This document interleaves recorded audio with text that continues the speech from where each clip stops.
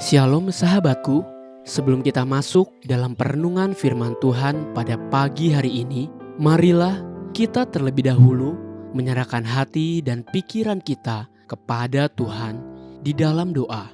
Tuhan, terima kasih untuk kebaikan Tuhan yang tidak pernah habis dalam hidup setiap kami. Bapa, pagi hari ini kembali kami buka hati kami untuk terus diajar dan dituntun melalui kebenaran firman-Mu. Kami siapkan hati dan pikiran kami.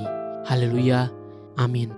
Pagi hari ini kita akan merenungkan kebenaran firman Tuhan dengan tema Love of Money. Sebuah tema yang mengajak kita untuk belajar rendah hati dengan memeriksa kembali sikap hati kita di hadapan Tuhan. Mari kita buka Alkitab kita di dalam kitab Markus 5 ayat 14 sampai 17, demikian firman Tuhan.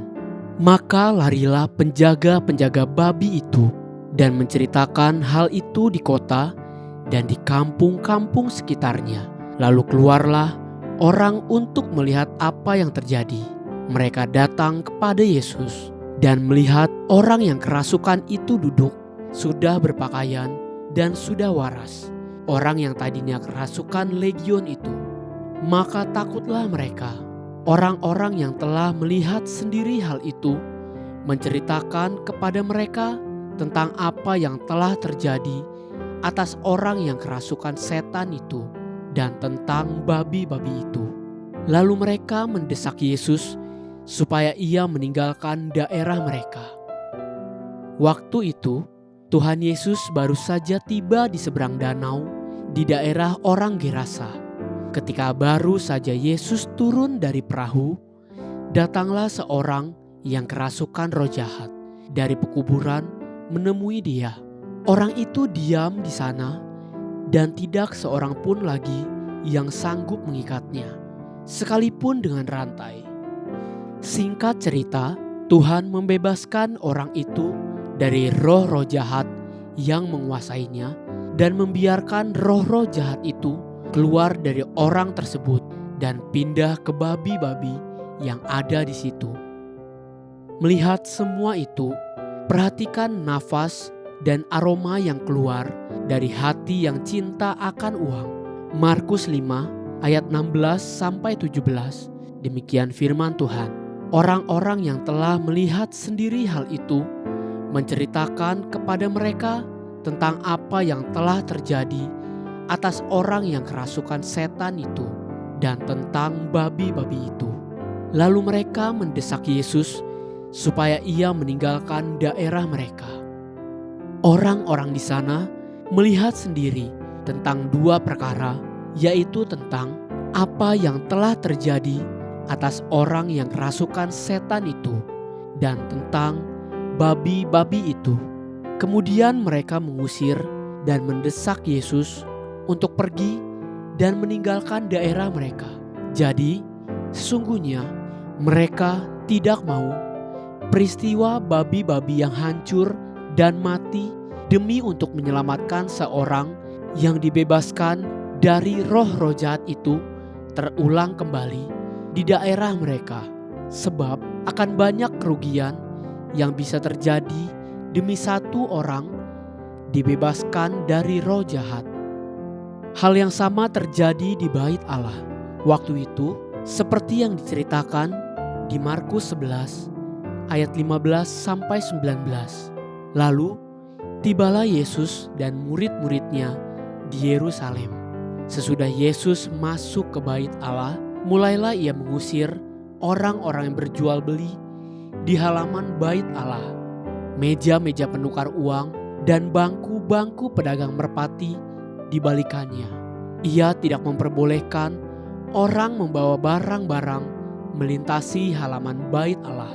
Lalu ia mengajar mereka, katanya, "Bukankah ada tertulis, rumahku akan disebut rumah doa bagi segala bangsa, tetapi kamu ini telah menjadikannya sarang penyamun."